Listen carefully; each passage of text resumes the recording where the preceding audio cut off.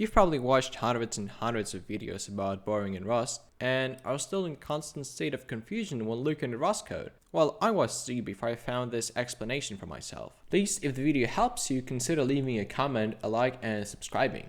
Let's take a look at this code. It creates a structure called A, and an instance of it then calls the function func that just takes the structure as an argument and then prints it out. Then after calling the function, it once again prints out the structure. But now let's compile this thing.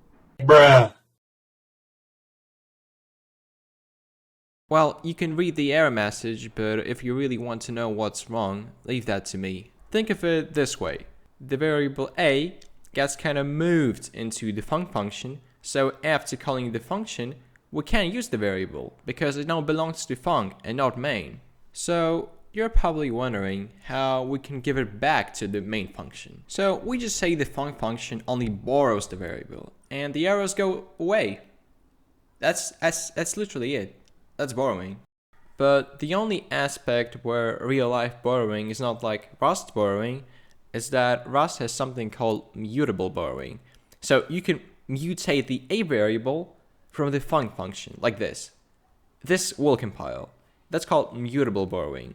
So it can be compared to leaving your phone to someone for them to fix it, because they don't start owning it as soon as you give it to them, but they are allowed to mutate it for it to start working. Now let's take a look at a more complex example. We have a vector called iterable thing, and we call func for each element. That means that each element gets moved into the func and never comes back to main. Do you think we can print out iterable thing after the loop? No, because at least one of its elements is not in main. So the best way to fix it is to borrow like this. So then everything stays within main. Now the final example that'll probably have the most effect. We have a hash set filled with U8s. We go through each of the U8s and delete it out of the hash set. The code doesn't compile because iterable thing is borrowed and the remove function borrows the element too. Just look at the source code of remove. If you're too lazy, trust me. That means that we can't borrow it twice at the same time.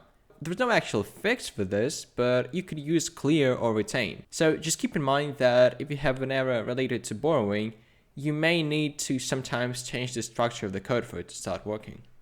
Now let's take a look at a bonus tip, dereferencing. A borrow, if you think about it, is essentially a reference. So you may sometimes need to get rid of this part, and that's what it does.